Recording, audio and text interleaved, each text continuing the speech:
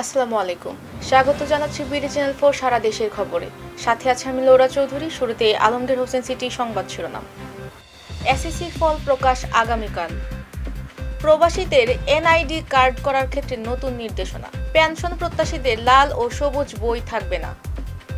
বাংলাদেশের পণ্য রফতানিতে দিল্লি বিমানবন্দর ব্যবহারে আপত্তি ভারতীয় ব্যবসায়ীদের। শুনছিলেন আলমগীর হোসেন সিটি সংবাদ শিরোনাম। এবার বিস্তারিত। চলতি বছরের এসএসসি ও সমমান পরীক্ষার ফলাফল আগামীকাল রোববার প্রকাশিত হবে। এদিন সকাল 10টায় গণভবনে প্রধানমন্ত্রী শেখ হাসিনার হাতে ফলাফলের সারসংক্ষেপ ও পরিসংখ্যান তুলে দেবেন শিক্ষামন্ত্রী মুহিবুল হাসান চৌধুরী নৌফেল। এরপর 11টায় ফলাফল নিজ নিজ শিক্ষা প্রতিষ্ঠান এবং অনলাইনে একযোগে প্রকাশিত হবে। প্রবাসীদের এনআইডি সেবা দিতে মাঠ কর্মকর্তাদের নতুন নির্দেশনা দিয়েছে নির্বাচন কমিশনের জাতীয় পরিচয় নিবন্ধন অনুবিভাগ।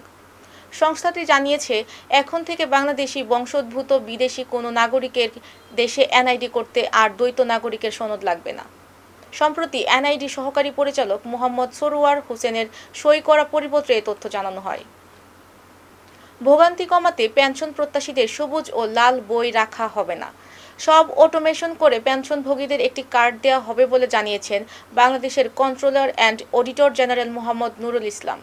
আজ রাজধানীর কাকরাইল অডিট ভবনে বাংলাদেশের কম্পট্রোলার অ্যান্ড অডিটর জেনারেল কার্যালয়ের 51তম প্রতিষ্ঠাবার্ষিকী এবং দেশব্যাপী 3 দিনের বিশেষ সেবা কার্যক্রম উপলক্ষে আয়োজিত আলোচনা সভায় এসব কথা বলেন তিনি।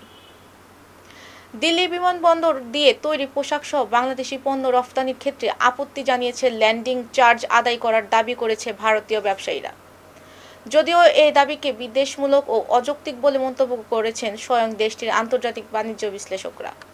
দর্শক, এই ছিল বিডি চ্যানেল 4 সারা দেশের খবর। পরবর্তী খবর দেখার আমন্ত্রণ জানিয়ে আজকে এখানেই বিদায় নিচ্ছি। সবাই ভালো থাকবেন, সুস্থ থাকবেন এবং নিত্য নতুন খবর পেতে বিডি চ্যানেল 4 ফেসবুক পেজ ও ইউটিউব চ্যানেলের সাথেই থাকুন। আল্লাহ হাফেজ।